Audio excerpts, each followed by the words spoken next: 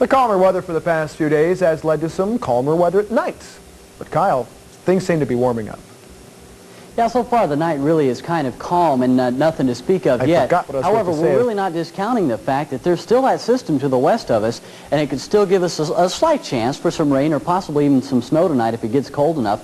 Looks like it might almost get cold enough. Right now it's 34 degrees. We're getting a little breeze out of the southwest with pressure rising, and relative humidity now standing about 91%. High temperatures today, you know, they were just as mild as they've been all week, and that was certainly good news. Maybe not just as mild, but certainly within a few degrees. We had 45 right here in the Tri-Cities. Walla Walla, now we've just taken a look at the precipitation tables, if I can say it, at the end of the day, and they called just a trace, so not even a measurable amount for you there, Walla Walla, with 53 for your high. We checked in with Ms. Kathy in Stanfield. That's her last name, Kathy, in Stanfield, Oregon. She had 44 degrees. In Pendleton, 53 too. Not looking too bad. That might change, of course, in the next 24 hours, at least for part of that, because in the west, they're already looking at clouds tonight, and they were this afternoon as well, although their temperatures were certainly warm, low to mid-50s, the general rule over there. And, of course, all over central Washington, it wasn't here in the basin. We saw at least low 40s for high temperatures today. And we talked about that frontal system maybe changing things up for us a little bit, starting to move on shore now. And it's just giving some kind of scattered showers now, just before it arrives for western Washington. As it gets over the mountains, it's probably going to be dropping a little mixture of snow and rain. And then later tonight, maybe, it's about a 50-50 chance right now, maybe it'll have enough strength by the time it gets here, because it's weakening every step of the way, that it'll actually be able to drop a little rain or snow. It's not going to be much, but we only mention it because we can actually see the thing for once in clear definition. So we're going to call for that chance. But by tomorrow already, the thing is already out of the way, so we're looking pretty good for our Friday as we roll into the forecast. Can the clouds increase more than they are now? Well, actually, let's call it an increasing chance of showers. Partly cloudy tomorrow, and we're going to see another warm high temperature of 45 degrees, an overnight low of 32. Here's our extended forecast then. For, as we said, to start off the weekend, it looks okay. Slight chance of showers tomorrow afternoon, so you see a couple of hash marks over the sun there, but it looks like partly cloudy is going to be the rule to follow. Now, getting into the full force body of the weekend, I guess, Saturday and Sunday, still going to be warm, low in mid-40s, with a chance of scattered showers here and there. This Monday, it looks like we're going to be dry and have some sunshine coming back out. So probably not enough rain to really ruin weekend plans, but just enough to keep you ever mindful that you might be caught out in the river or something and have a couple of drops fall on you. That's going to be about the extent of it. Of course, we'll have another look at the weekend forecast tomorrow, Darren, but it looks like at least our Friday is going to be okay. We'll all be looking forward to the weekend forecast, though. Thanks, Kyle. Tonight, we're taking a look at the new Vietnam movie, Platoon. Movie reviewer Arch Campbell says this is a movie that should not be missed. It's taken 20 years, but finally the definitive Vietnam movie has been made. The name of the movie is Platoon, and it's based on writer-director Oliver Stone's experience and showcases the excellent abilities of Charles Sheen as a college dropout who volunteers for the infantry. Somebody once wrote, "Hell is the impossibility of reason." That's what this place feels like. Hell. I hate it already, and it's only been a week. Grandma. Boy, dig. The hardest thing I think I've ever done is go on point 3 times this week. I don't even know what I'm doing. A gook could be standing 3 feet in front of me, and I wouldn't know it. I'm so tired. We get up at 5 a.m., hump all day, camp around 4 or 5, dig a foxhole, eat, then put out an all-night ambush or a 3-man listening post in the jungle. It's scary because nobody tells me how to do anything because I'm new.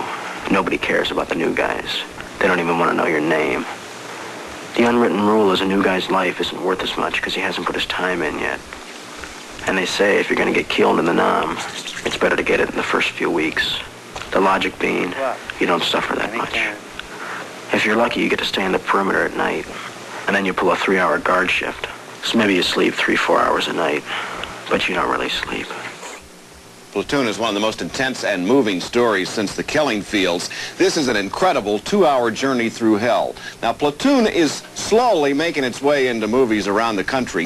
If it's not in your town yet, look for it, because I am telling you that you'll be hearing a lot this year about Platoon. This is a definite 4-star movie experience. I'm Arch Campbell, and I hope you see something good at the movies.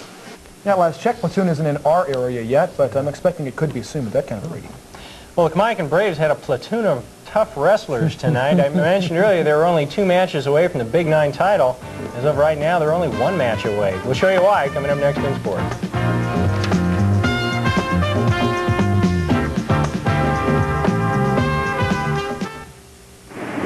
This year, the question isn't which 4x4 to buy, it's which Toyota 4x4. Because for years, Toyota's been the leader in 4-wheel drive vehicles, with 24 models, more than any other import. Tercels, vans, 4Runners, Land Cruisers, 4x4 trucks, 5-speeds, automatics, fuel injector, turbocharged. They seat 1, 2, 3, 4, 5, 6, 7. They go forward, backward, right, left. They go almost anywhere. Test drive a Toyota 4x4 at your Northwest Toyota dealers today. You'll get the right deal right now. Something's happened to him. I can feel it. He'll be here in a little bit. Think it'd do any good to give him another call? I've called twice and he isn't there. His mother ought to be home. She know what happened to him. His mother's in Raleigh, Bird. Here you are. Now, you can have him whenever you want. Oh, thanks, Aunt Bee. Howard isn't here yet. Where is he? I don't know. Wouldn't you know, here it is nearly time for the contest and he's late? Why don't we start without him? Howard's got the pitch pipe. He's the general. Besides, we can't rehearse without a tenor. The Kamaikan Braves are now just 1 match away from clinching at least a share of the Big 9 wrestling title. That came after easily defeating the Richland Bombers. Wrestling in the 168-pound division, the Braves' Brandon Dutton in the orange gets the Bombers' Jeff McElroy in that unenviable position that all wrestlers hate to be in. How's that for determination close-up? McElroy puts up a gallant effort, but the pin is finally called, and Kamaikan's lead at this point is just insurmountable. Now, the best match of the night came in the 178-pound division. Richland's Brett Nichols was holding a 1-point lead over Brent Nelson when suddenly, with only 3 seconds left in the match, Nelson makes a dramatic 2-point reverse and wins on points. Kamaikan takes this match, by the way, by the score of 43-12, and Coach Ernie Chapin needs only to get his team past a tough Moses Lake. Well, it's always tough to wrestle Moses Lake. They've got the strongest wrestling tradition in the Big 9 League, probably in the state of Washington, and it's always tough to go up there. But we're looking forward, to a real good match with them. However, that's not the most important thing on our minds right now. The most important thing will be the district tournament a week from Saturday.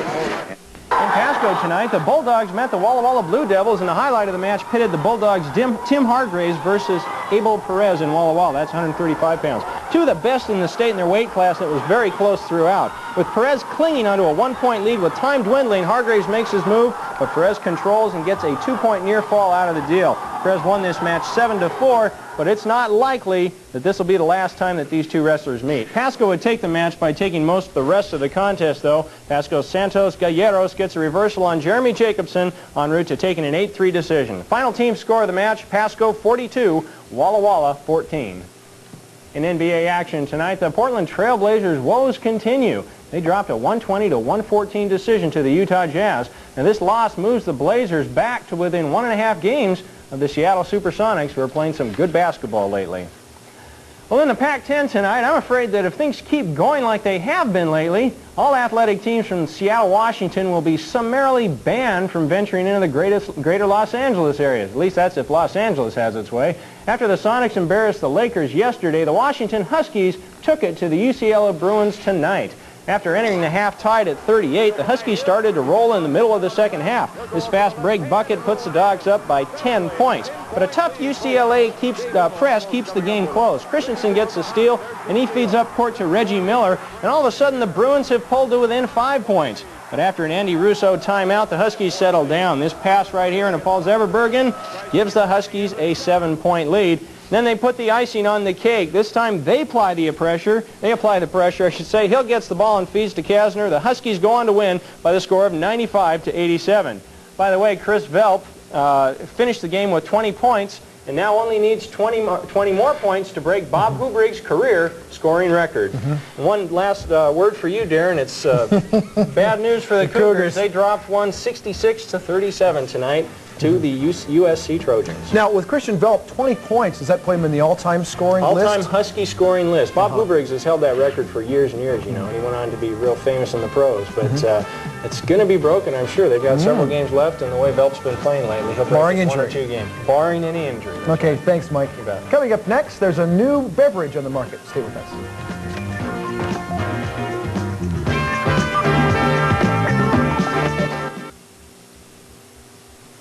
It's ski-daddle days at the Subaru dealers, Jim. Right, Bob, and we've never seen a wider selection of wagons, sedans, three-doors, and XT coupes. Subaru has a winner in every class, Chris. Jim. I mean, Jim, they got the #1 wagon. In fact, Subaru is #1 in four-wheel drive across the country. Yes, sirree, Bob. And can you believe those prices? They're giving customers a great run for the money. They're making it rough for the competition. We're at the finish line here, so you better skedaddle right now to your Subaru dealers for deals you've got to ski to believe. Right, Bob. Jim.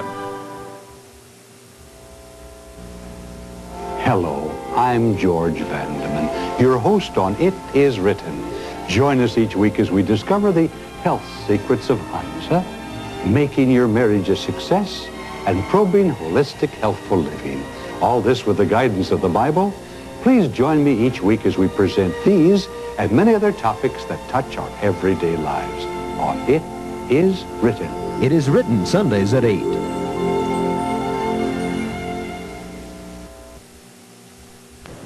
There's a T-shirt surplus now in the hands of our local Save Our Statue Committee.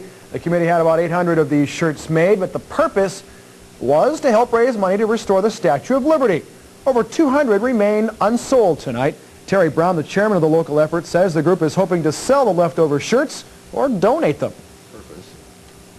Obviously, we don't want someone to make money on them, but youth groups, I can think of swim teams and Boy Scouts, youth sports clubs, those sorts of things who might benefit from them. We'd like to see them go to a good purpose. Brown adds that all the additional money raised will be used for restoring the Statue of Liberty. And finally tonight, we've all heard of the old-fashioned drink, hard apple cider, but a Yakima brewery has decided to market this old drink to a new crowd. NewsCenter's Corinne Halverson reports.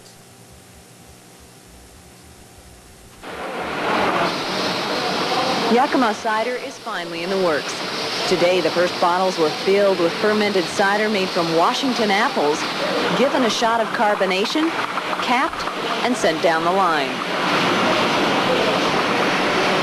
Owner Bert Grant and assistant brewer Darren Waytuck spent many hours working out the kinks and making sure the first day runs smoothly. Right now we're just testing for the air. We're running one bottle at a time through the filler just to make sure we get enough CO2 and not too much air in the bottle. That bottle's still got a little too much air in it, so we'll keep that bottle and not send it out. This spice cider has half the calories and alcohol content of a glass of wine, and it's 100% natural. In bottles, it'll be much more accessible in the better restaurants and bars as an alternative to beer or coolers. It's much more pure than any of the coolers. It's just straight apple juice fermented. Grant anticipates his cider will sell as well as his bottled ale. Grant's also a stickler on labeling. Maintenance man Brendan Smith says it's the label that's just as important as the contents. People will buy a product based on what it'll look like more often than what they think it'll taste like. The bottled cider will be distributed in the Northwest this winter, but by summer you should be able to find Yakima cider in stores and restaurants all over the nation. Corinne Halverson, NewsCenter 23. That sounds really good. You know, we used to have it up at Grant's. Have you ever been up there to the brewery in Yakima? They brew it right there and they make it right on tap. It's not a bad beverage. I'll have to try it sometime. That's our late report. Join us again tomorrow at 5:30 and 11. The Tonight Show with Johnny Carson is coming up next.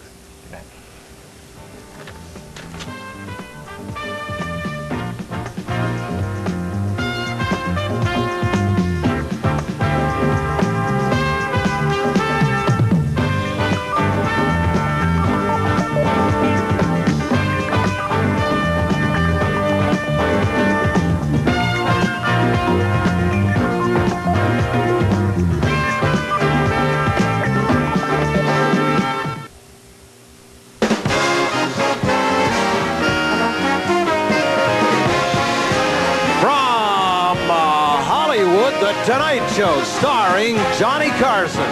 Johnny's guest host tonight is Gary Shandling. This is